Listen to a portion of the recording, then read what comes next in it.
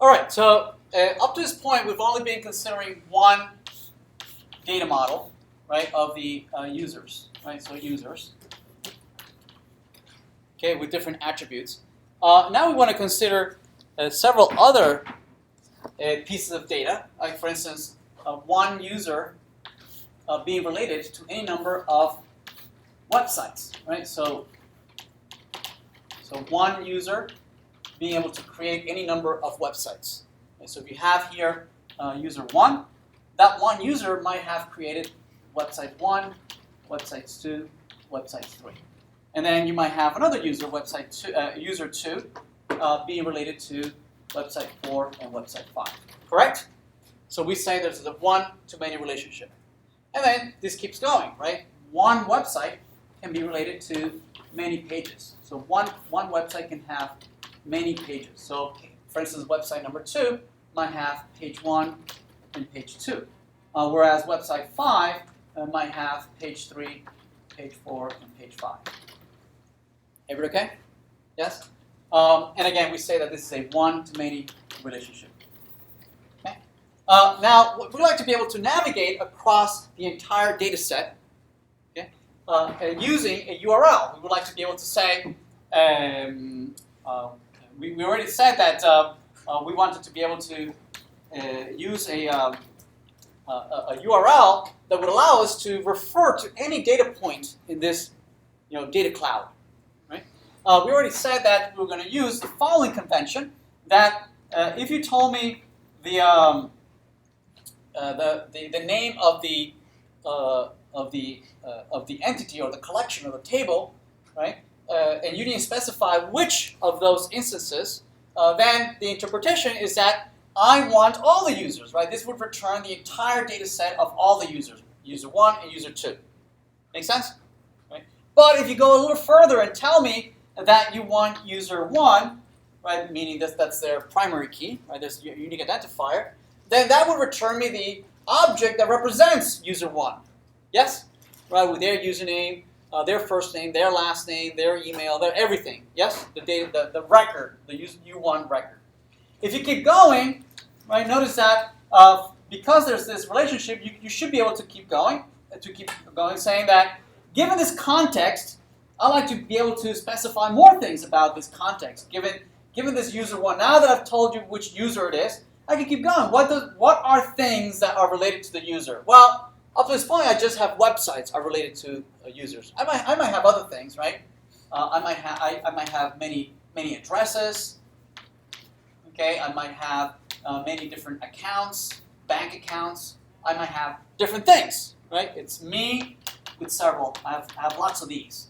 I have lots of those. I have lots of websites. Yes, right. And here I could specify. I want my bank accounts, right? Bank accounts. So this would mean, given this user, I want all the bank accounts for that one user, right? Because I'm not specifying which bank account, so it must mean that I want all the bank accounts. Make sense? Right? If instead I specify that I want websites, I can specify websites here. Websites. Right? And again, this doesn't specify which website, so it must mean that you want all the array or collection of all the websites for that one user. Right? So it would be, for user 1, it would give me this subset. If this is user 2, then it would give me this subset. Make sense? Notice that this hierarchy, notice I'm using slashes, which is a paradigm that we're familiar with, if you're using file systems, correct? You start from some root, and then you use slashes to branch off, some hierarchy of some file system, correct?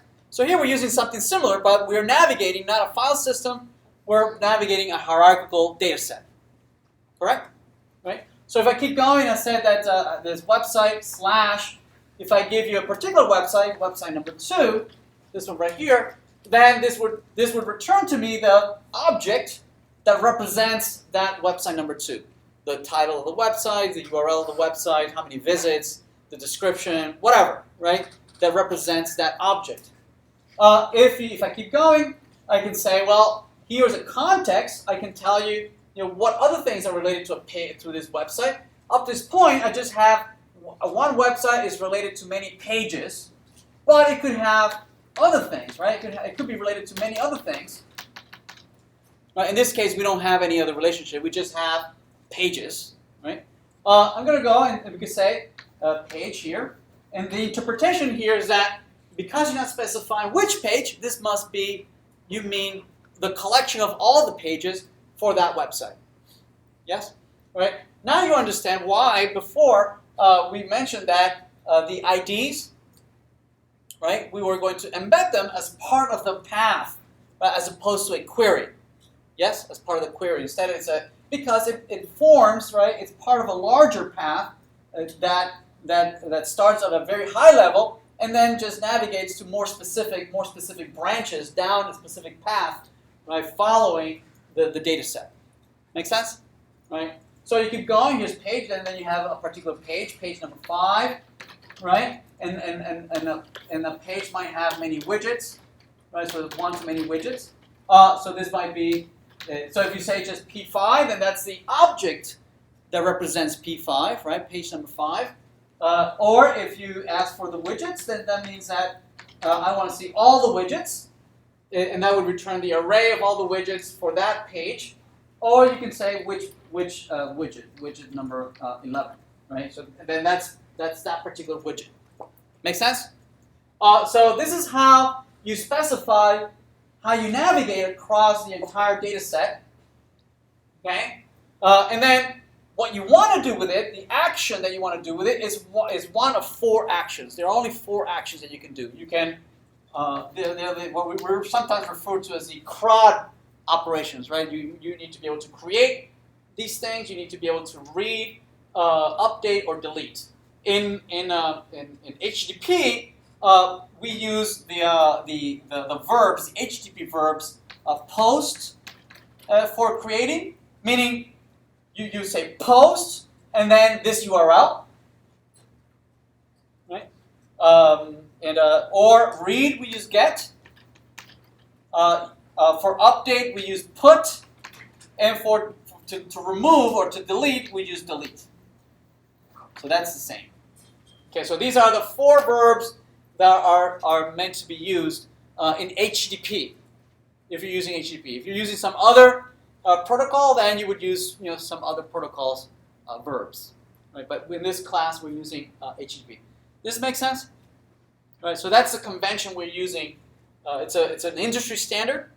Okay, this is widely used out there. Not everybody adheres to the convention. They might say it's RESTful, but it's not really RESTful, right? It needs to follow these naming conventions and this over here. Everybody okay? All right. So now that we understand the relationship and the syntax of this URL, we can now move on to implementing websites. Okay. All right. Let's do that.